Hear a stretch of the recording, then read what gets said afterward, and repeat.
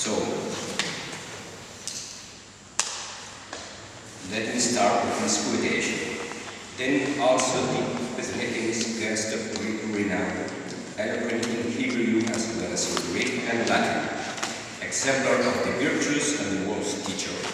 Jerome, I mean, cut the heaven in pieces with his excellent writings and revealed by what a tempest the rising darkness was going to engulf the true light. In his 427 Carmen Gratis, Prospero of Aquitaine praised with these words Jerome's contribution to the eradication of the Pelagian heresy. These verses belong to a section of the poem, providing an overview of the charged combat against Pelagianism, which ends with a tribute to Augustine, whom Prospero credits with taking the lion's share in this war. Indeed, this was not the first time that Jerome and Augustine were mentioned side by side as the heroes of the fight against Pelagianism. In his Apology, Orosius calls them columne et firmamenta ecclesiae catholicae.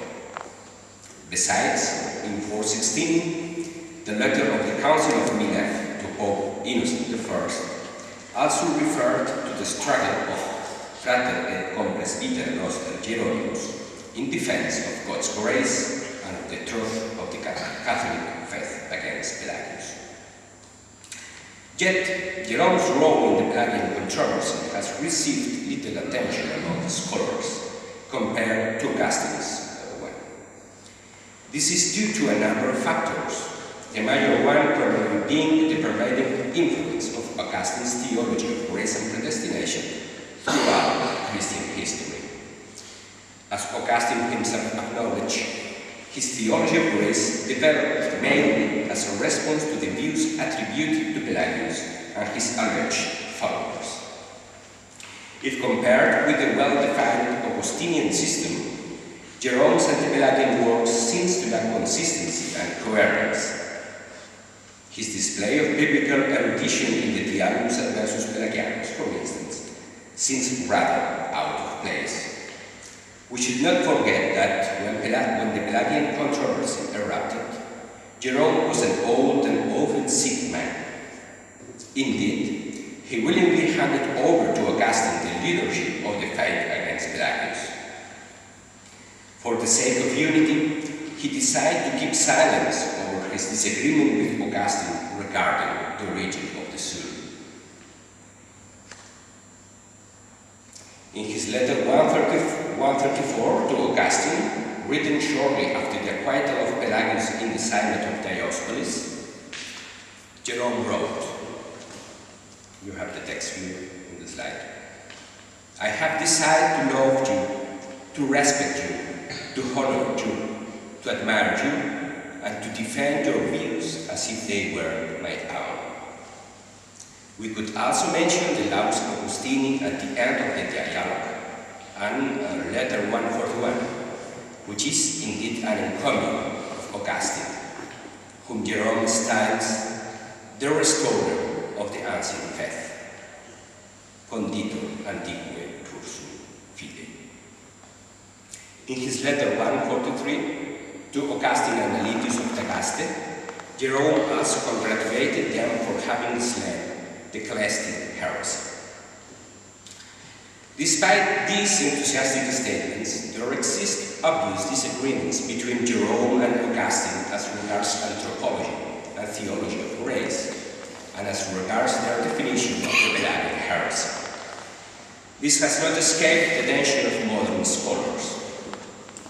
In her recently published book, The Myth of Pelagianism, for instance, Alison Bonner has widely shown that before the beginning of the Pelagian controversy, Jerome's views on the goodness of human nature, on men's free will to choose between good and evil, and on the possibility for men to attain some form of Christian perfection, were very similar to those denounced as heretical in the course of the controversy.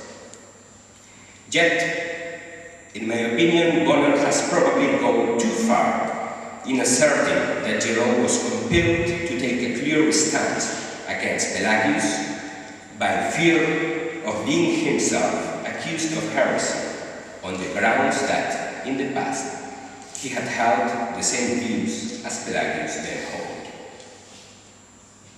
Indeed, Jerome predated Augustine as a critic of Pelagius, and he did so at a time when it was far from clear that the British monk was to end his days as a heretic banned from the church.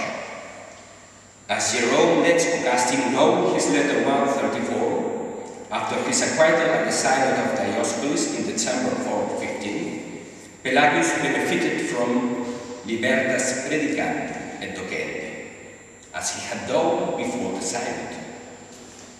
Augustine's huge influence on Western Christianity should not make us forget that in his lifetime he was not that powerful churchman and influential thinker, and much less in the East.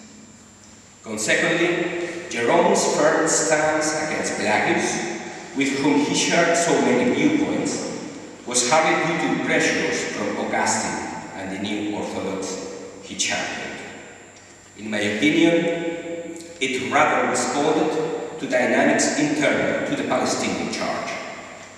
Let us not forget that Pelagius found a place in the Palestinian Christian milieu thanks to the support of Bishop John of Jerusalem, Jerome's antagonist since the days of the Origenes controversy.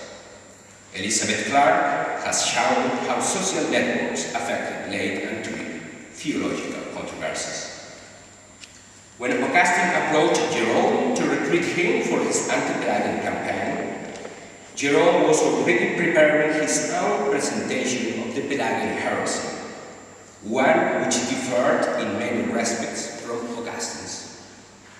The alleged Pelagian views on impecantia, so central to Jerome's definition of the Pelagian heresy, were rather secondary for Augustine, who was primarily concerned with the proper description of the action of God's grace within the Christian will. Jerome's construction of the Pelagian heresy provides a good example of Christian heresiological rhetoric. Take, for instance, his diatribe against the alleged Pelagian views on the possibility of human sinlessness.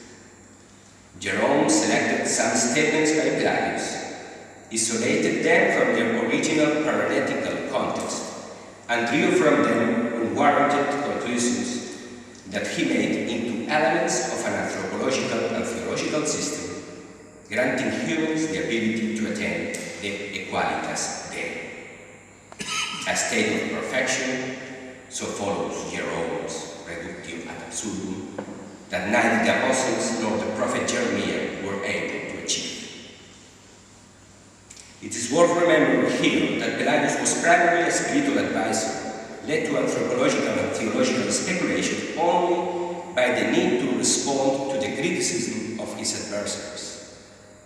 Significantly enough, whereas Pelagius' treatises De Natura and Pro Libero Arbitrio have been closed, the later being Pelagius' response to Jerome's criticism, his parenetical writings have survived. Indeed, they were frequently copied in the manuscripts under the name of Jerome. Besides, this heresiologically distorted presentation of Pelagius' viewpoints enabled Jerome to point to a link between the Pelagian heresy and pagan philosophy, equating the alleged Pelagian teaching on sinlessness with Stoic and Pythagorean apathy. Again, this is a classical heresiological argument. We should just remember that Tertullian, for instance, had called the philosophers patriarchs of the heretics. The Pelagian heresy is also associated by Jerome with Manichaeism and Priscillianism, as well as with the heresy of Jovinian and, more often, with that of Origen. According to Jerome, Pelagianism is a renewal of Origen, nova ex pede heresis. Regardless of whether or not Origen influenced Pelagius, either directly or through Ambrose and other authors, this question has been widely studied by scholars such as Claudio Meschini, Giuseppe Caruso, and Giulio Malabasi. Here again, Jerome uses a classical heresiological argument, the one known as the genealogy of error association. Needless to say, this polemical strategy was reinforced by the fact that some years earlier, John of Jerusalem, one of Pelagius' patrons in Palestine, had been in charge of Origenism. Jerome's depiction of what we might call the sociological setting of the Pelagian heresy also expands on several heresiological topics. He asserts, for instance, that the Nova Heresis is particularly appealing to women, and quotes in this context the classical verses Ephesians 4:14 and 2 Timothy 3:6-7. We all know the symbolic role of the heretical woman. And my colleague here has shown another example a few minutes ago. Jerome also suggests that the Pelagian dogmas are conveyed comprehensively to Pelagius partisans only within private, domestic conciliabula, whilst they are concealed to the larger public. Again, this was a classical accusation against the heretical groups. Take, for instance, the so-called Gnostic groups. Just a few years later, towards the middle of the 5th century, Arnobius de Jaume resorted to exactly the same rhetorical arguments to hereticize the Roman advocates of Augustine's theology of grace and predestination. This is not to deny, however, that there might exist some degree of truth in Jerome's statements. Indeed, Pelagius was the spiritual advisor of women such as Demetrius and Claudia.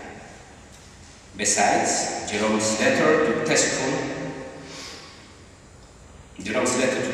let us know that its otherwise unknown addressee was a rich Palestinian patron of Pelagius who held at his host meetings attended by Pelagius and other members of his entourage. As shown by Harry Meyer, the Christian master of spirituality presiding over these pious domestic Christian gatherings were particularly exposed to accusations of heresy, either by the official ecclesiastical hierarchy or by other competing spiritual teachers. John had attacked in his letter 50 an unnamed Roman monk whom he charged with the same charges as Pelagius. According to Jerome, this Roman monk held domestic meetings with women whom he taught in secrecy what he did not dare to teach publicly.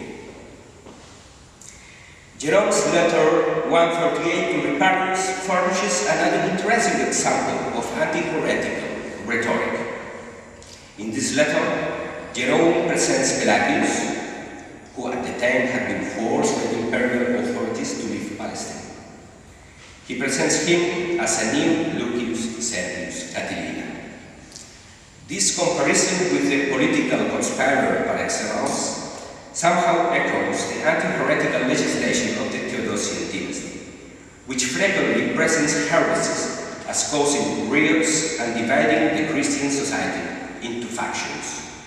In this respect, Jerome's insinuations that supporters of Pelagius might be behind the 416 attacks on his monastery and that of Paula in Bethlehem, albeit half-hearted, probably aimed at revealing the divisive and destructive potential of the heresy, of the Pelagian heresy, and its negative impact upon the social order. So I come to the conclusions. Jerome's contribution to the making of the Pelagian heresy should not be underestimated. In Jerome's lifetime, and shortly after his death, he was acknowledged alongside Augustine as the champion of the Catholic Church, first against the new heresy. Only in the centuries that followed, Augustine's anti-Pelagian works overshadowed Jerome's ones. In the immediate aftermath of the Pelagian controversy, on the contrary, the anti-Pelagian tendency represented by Jerome was better received than Augustine's one within some monastic milieu, whose members were eager to distance themselves from the Pelagian heresy officially condemned by the Church, yet shared with Pelagius a a good deal of ideas which Augustine had problematized. Such was the case, for instance, of the Provençal monastic milieu. Jerome's influence on the ascetical culture of 5th and early 6th century southern Gaul is well attested. Martin Bouley has shown, for instance, that the library of the monastery of Lerins was well provided with the exegetical works of Jerome. The Provençal masters of spirituality, such as Faustus of Rie, favored a synergistic approach to the relationship between divine grace and human agency, very similar to that argued for by Jerome. Additionally, they took a critical stance with regards to Augustine's doctrine of predestination, a doctrine which Jerome never endorsed. Since the Provençal stance on these issues was denounced as Pelagian by Prosper of Aquitaine, a serious advocate of Augustine, we might conjecture that the Provençal theologians defended themselves by invoking the authority of Jerome, whose anti-Pelagian credentials were beyond question. Hence, perhaps Prosper's interest in aligning Jerome and Augustine side by side in the verses of De Ingratis, which I have quoted at the beginning of this presentation. It is also worth remembering that in the manuscript tradition, the Acts of the Synod of Orange in 529, which put an end to decades of debates regarding Augustine's views on grace and predestination in Southern Gaul, these acts are followed by a patristic florilegium containing excerpts from Pope Innocent I, Ambrose, and Jerome. This florilegium intended to show that Augustine's views on grace and free will were in full accordance with those of Jerome. As the author of this florilegium let us know, as you can see in the slide, that's quoted in the slide,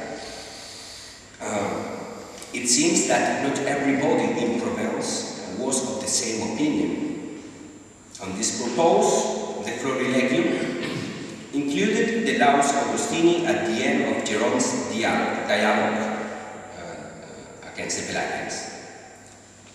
Cesarius of Arles, or whoever joined this florilegium to the Acts of the Synod of Orange, wished to put on record the anti-Pelagian alliance between Augustine and Jerome, and perhaps too, to make it clear that the reception of Augustine's views on grace should not be to the exclusion of the traditional monastic synergism